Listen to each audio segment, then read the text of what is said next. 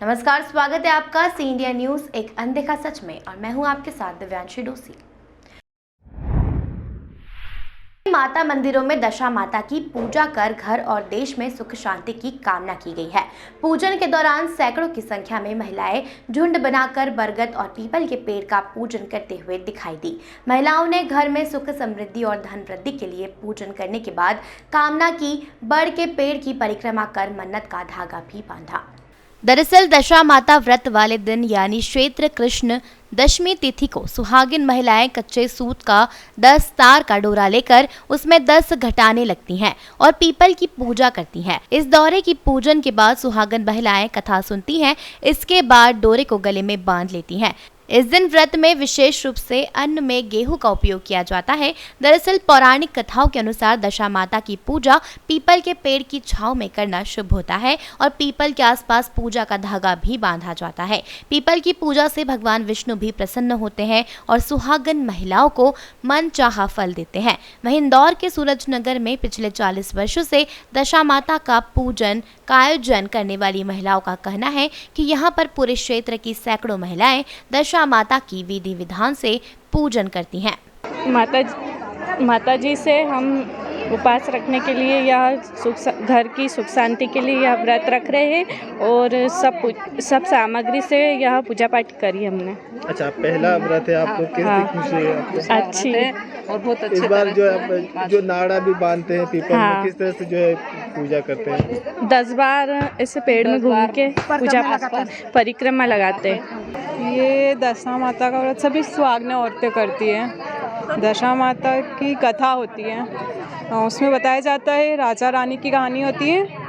वो राजा रानी किस तरह से अपनी दशा से लड़ते हुए, मतलब उनकी दशा बहुत ख़राब हो जाती। पहले राजा रानी रहते थे, फिर वो रानी रहती है, उसको कोई दशा का व्रत बताता है तो वो दशा माता का व्रत करती है और ये धागा आता है, ये डोरा दशा माता का मेन रहता है। इसको धारण करती है, पूरी व्रत से विधि से पूजा करती है और फिर माँ उन पर प्रसन्न होती है और वापस से उनका राज्य वगैरह सब लौटा देती है और सब खुशहाल कर देती है। अच्छा, इस व्रत करने से घर की दशा भी बदलती है, ऐसा कहा जाता है? हाँ, घर की दशा, किसी की दशा खराब हो, कंडीशन खराब हो तो माँ कृपा करती है और दशा सुधार देती है, सब कुछ खुशहाल रहता है। अभी मेरे को तो देखो 40 साल हो गए। 1992 से मैं यहाँ पे पूजा करवा रहे हैं। जब शुरू में करते थे जब तो कोई भी नहीं था, अब तो सूरजनगर की दशा बदल गई। क्या विशेष होता है दशा माता व्रत करने से और क्या मन्नतें जो है मातृ शक्तियों की पूरी होती है? इसमें दशा माता की जैसे राजा नल और दमयंती ने को दशा पलटी थी, वो जब उनके राज्य में कोई बात की कमी नहीं थी, रानी ने जब वहाँ पे सब अप्सराएं देवांगनाएं जो उनके राज्य में भी सब पूजा पाठ चलती थी, तो रानी ने एक दिन दासियों के साथ गई थी वो पूजा करने, पानी भरने। तो उसने देखा कि सब देवताओं की स्त्रियां सब पूजा कर रही, धागा ले रही, काय का ले रही, क्या कर रही।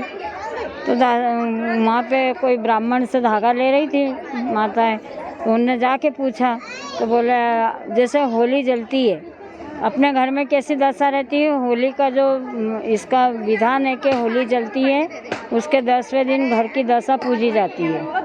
आज यहाँ पर जो है बड़ को जो है धागा भी बांधा जाता है। किस तरह से जो है पूजा महिलाएं, विवाहित महिलाएं करती हैं? विवाहित महिलाएं अपने घर के लिए करती है, सुख सौभाग्य के लिए करती है, संतान के लिए करती है, अपने राजपाट के लिए करती है कि भाई सब सुख शांति रहे, हमारे घर में साल भर तक कोई बात की कमी नहीं रहे, कोई क्लेश नहीं हो, कोई जन हानि ना हो, कोई धन हानि ना हो।